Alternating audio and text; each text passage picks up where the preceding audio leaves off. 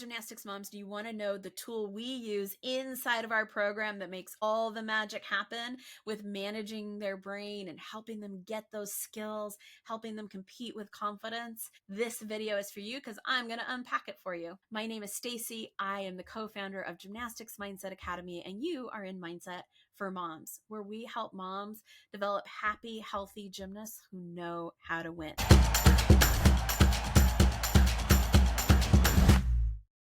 Okay, this is the final video in our little video series of teaching you the foundational tools we use inside of our program. And the main tool that we use is called the model. And so I introduced it in the last video. If you haven't seen it, go back and watch that. I'm not going to re-go over it. But the last part of the model is helping her go. So we did the model where we helped her understand when she's thinking this is how she feels. This is the result that she's getting. So now what she wants to do is figure out, well, what does she want to be thinking instead? So what she wants to be thinking instead is a thought that's going to feel good and give her the feeling that will fuel her action.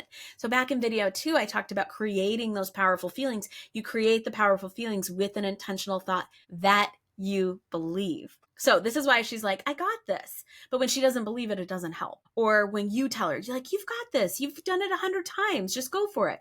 Unless she believes it right then, it doesn't help. And so our key is now to find a powerful new thought and feeling that is going to fuel her to get the results that she wants and then help her actually believe it. So this is the main part of the work that we do with gymnasts in our program. But I want to pull back the veil and help you understand why it's so important and why what we do helps set them up not only for gymnastics, but for the rest of life. So let's take a look at this. The first thing that we did was we got this unintentional model, and now we're going to create an intentional model, and we can do it 2 different ways. We can start at the end and work our way back up. So the first thing that we did was we had a circumstance and then how we thought, felt, and acted, and the result that it gave us. So now we can have the same circumstance, craft a new model. So we're going to go, what's the result we want? What are the actions we would need to take to get that result? What are the feelings that we would, or what would we need to feel to take those actions? What would we need to think to feel that way? And then how do we actually believe that thought? So that's one way we can do it. Another way we can do it is to start with the emotion. I want to feel capable. If I felt capable, what would I do? If I did those things, would that get me the result that I wanted? Okay, what would I need to think to feel capable about this circumstance? These are the last step of the process that we use to help them learn how to manage their brain. And so what we're doing here is we're discovering what thoughts and feelings are going to get them the result that they want. So the example that I used in the last video was throwing her head back. So let's say she's throwing her head back on a skill and she wants to stop throwing her head back.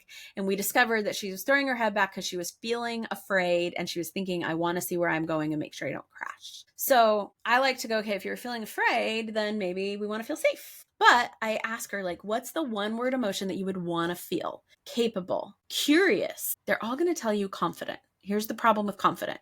If you think about like what's something you feel confident about, the answer is usually something you've done lots and lots of times before, and you know you can do it for sure no matter what. So when you're trying to get something new and you're trying to feel confident, but you don't have any evidence, it's really difficult for your brain to feel confident. Now, not in all situations, not for everybody. I feel like guys don't struggle with this as much as women, but in general, in gymnastics, when we're looking for confidence that we can do a skill, the brain is looking for evidence to feel safe. And so usually until you've done that evidence recently and successfully, evidence from the past doesn't count to your brain, it's hard to feel confident. So I always tell them, like, let's pick a different one. Capable, determined, focused, safe, trusting, curious, excited, optimistic. These are all emotions that can drive powerful actions, right? So what's the emotion you would want to feel? Okay, now if you felt that way, what would you do? So let's say she wants to feel safe. So if you felt safe, do you think you would be able to continue looking forward instead of looking back for the floor? Yeah, I think I would be able to do that. So, okay, so if you felt safe, you would finish your set before you started flipping, you would keep looking forward, you would trust that the floor you're going to be able to have plenty of time to see the floor before you land and need to, and then you're going to spot the floor and land. Those are the actions, and then the result is you actually keep your head in. So we felt the feeling was safe. Then we did the actions. We confirmed like, okay, that's going to get us the result that we want. So then we go backwards and we're like, okay, what would you need to think to feel safe? And what she would need to think to feel safe could be a lot of different things. Now, gymnasts usually have a hard time coming up with those, and this is where we are the pros at doing this, but let me give you a few suggestions that sometimes are really helpful. One of them is like anything about how they can keep themselves safe.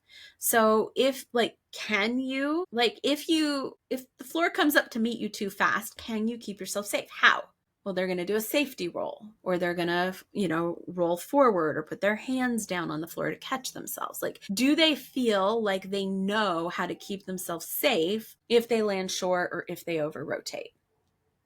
Okay. I always like to say you guys are professional fallers. So that can be just a helpful way for them to really figure out what they need to do to keep themselves safe on that landing. But a different way I love to go about safe on flipping things like this, and again, this because I've done this 1,000 times, is that in gymnastics, in the real world, when you go higher, it's more dangerous. And so your brain says higher is more dangerous. But in gymnastics, higher means you have way more time to flip. You have more time to spot that landing.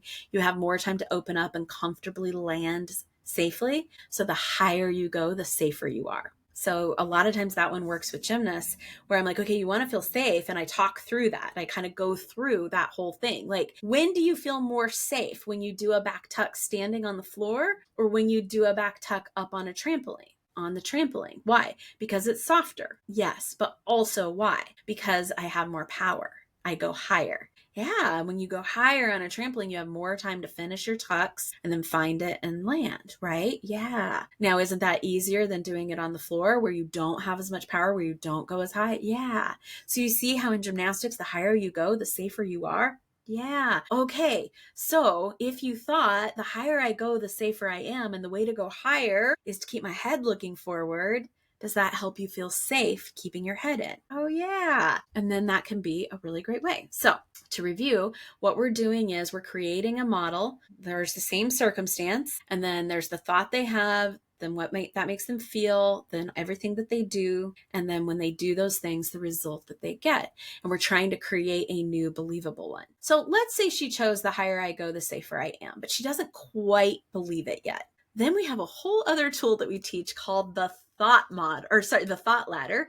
And we teach you the thought ladder in our program, how to actually think positively. We've got a parent training on that. We've got a gymnast secret series on that. We teach it inside of our program. So this is where the thought ladder comes in, is because then when they start finding the thoughts that feel like kind of true, but they need help believing them, then we have a process that we take them through to get to the place of believing the new thought, so that it creates that emotion that really is powerful and really helps them. So I hope that this is giving you a little bit of a glimpse inside what we do, why we do it, how we do it, and a little bit even to try yourself. Now, I'm going to be honest, like taking somebody through a model, I literally did a year's worth of training on how to do that well and how to coach them through it, because you can tell somebody the answers, but the real art is helping them come up with we're leading them so they can come up with the answers themselves. And so like a coach can say, well, the higher you go, the safer you are. And so if you're safer, you should keep your head in. And that's probably not going to do anything to help your gymnast change. She's got to come to that. She's got to understand that when she's nervous, looking for where she's going and throws her head back, that actually makes her go lower, which actually creates more danger for her and makes the skill more difficult. And that when she's thinking that I just want to see where I'm going, that's a very natural, normal thought, but it's actually creating the result where she doesn't have enough time to get around and see where she's landing. And then she's got to come to the place where she's like, I want to feel safe. And so what would I need? She's got to come to all that through her own. And there's an art to leading them through that. And so for that, I hope you would see the value of actually having a fully trained mental performance coach lead your gymnast through those things. But you can do some of this. So it's just like, it's just knowing this basics, that what you think creates what you feel it creates what you do. And so if your gymnast is struggling and she's just trying to change what she does, that's not going to be helpful until she changes how she's thinking and feeling about it. And to change how she's thinking and feeling about it, she needs to first find the thoughts and understand them, understand how that current thought is working its way out in her gymnastics, finding a new thought that's believable so that she can have a thought model that empowers her to get that result that she wants. Come to one of our free parent trainings, especially that thought ladder. Now that you know the whole thought model, now the next step is the thought ladder, and you will be all trained. And so we'd love to have you inside of our trainings. Can't wait to see you there. Thanks for tuning in. We are committed to your gymnast success. And we know that your gymnast success starts with you. So we are committed to helping you understand what your gymnast needs to succeed in one of the toughest sports in the world. If you're like most parents we talk to, you want your gymnast to do her best, to stand on the podium, to get to the next level, to get that scholarship. You know she can do it, and you're willing to do whatever it takes to give her all she needs to make that happen. But for you, it's not just about new skills, high scores, and scholarships. What you really want more than anything else is for your daughter to believe in herself as much as you believe in her. And we have created a special training to help you do just that, to give you the missing key you need to help your gymnast unlock her full potential and finally believe in herself so she can compete with confidence, so she can get the skills that she needs, so she can get the skills and the scores that she needs to either get to the next level or to get recruited. So join us in this free training. The instructions are below. You just sign up. It's a quick training. We will make it so valuable for you. We can't wait to see you on the inside so we can help you help your gymnast unlock her full potential.